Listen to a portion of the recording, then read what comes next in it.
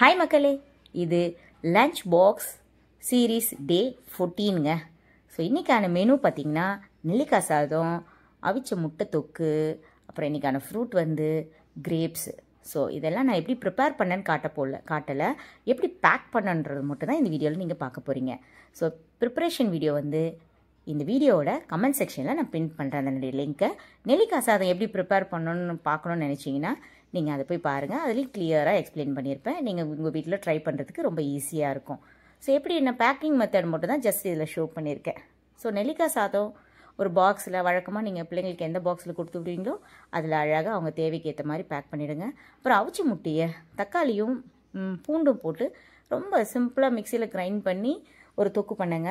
ஈஸியாகவும் ரெடி ஆகிடுச்சு, டேஸ்ட் ரொம்ப நல்லா இருந்துச்சு. ஸோ அதுக்கான ரெசிபி வேணால் எனக்கு கமெண்ட் பண்ணுங்கள், நான் உங்களுக்கு அடுத்த வீடியோவில் அதை கொண்டு வரேன். அதுக்கப்புறமா பேக் பண்ணும்போது லைட்டாக கடையில் வாங்கின சேவ் இருந்துச்சா, ஸோ அந்த பாக்ஸை எம்டியாக க்ளோஸ் பண்ணுவானேன்னு சொல்லிட்டு அதில் கொஞ்சம் 4 போட்டு அதையும் க்ளோஸ் பண்ணிட்டேன். ஸோ அந்த மாதிரி குட்டி குட்டியாக கொடுங்க. ஃப்ரெண்ட்ஸோடு உட்காந்து பேசிகிட்டே 2 ஷேர் பண்ணும்போது அதில் ஒரு ஹாப்பினஸ் தாங்க. கொஞ்சம் தானே சாப்பிட்றாங்க, அதனால் அதுவும் கொஞ்சம் நல்லாயிருக்கும். பேசிகிட்டே சாப்பிடும்போது கண்டினியூஸாக படிச்சுட்டே இருக்கிறதுக்கு பதிலாக கொஞ்சம் நேரம் ஃப்ரெண்ட்ஸோடு உட்காந்து பேசிட்டு போகும்போது அவங்க மைண்ட் ரொம்ப ரிலாக்ஸாக இருக்கும். அதனால் நான் அதை யோசித்து உனக்கு பிடிக்கலனாலும் ஷேர் பண்ணி சாப்பிடுங்கப்பான்னு சொல்லி அனுப்புவேன் நான். அதுக்கப்புறம் கிரேப்ஸை வந்து கொஞ்சம் டிஃப்ரெண்ட்டாக இருக்கட்டும் கட் பண்ணி இந்த மாதிரி ஹார்ட் ஷேப்பாக ட்ரை பண்ணியிருக்கேன். இதுக்கான வீடியோவும் நம்ம சேனலில் இருக்குது, போய் பாருங்கள். இல்லாட்டி இதையும் கமெண்ட் செக்ஷனில் பின் பண்ணுறேன். இதை வந்து அப்படியே கொடுத்து விட ஒரு மாதிரி இருந்துச்சுன்னா ஜஸ்ட் ஒரு ஸ்லிங் ரேப் போட்டு கவர் பண்ணிவிட்டு கொடுத்துருங்க. அவங்க ஈஸியாக அங்கே எடுத்து சாப்பிட்டுக்குருவாங்க. இதையும் ஃப்ரெண்ட்ஸோடு அப்படியே பேசிக்கிட்டே சிரிச்சிட்டே சாப்பிடும்போது ரொம்ப ரொம்ப ஹாப்பியாக இருக்கும்.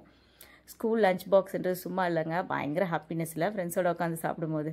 ஸோ இன்றைக்கான கோட் பார்த்திங்கன்னா ஸ்மைல் ப்ளீஸ். அவ்வளோதான். தேங்க்யூ.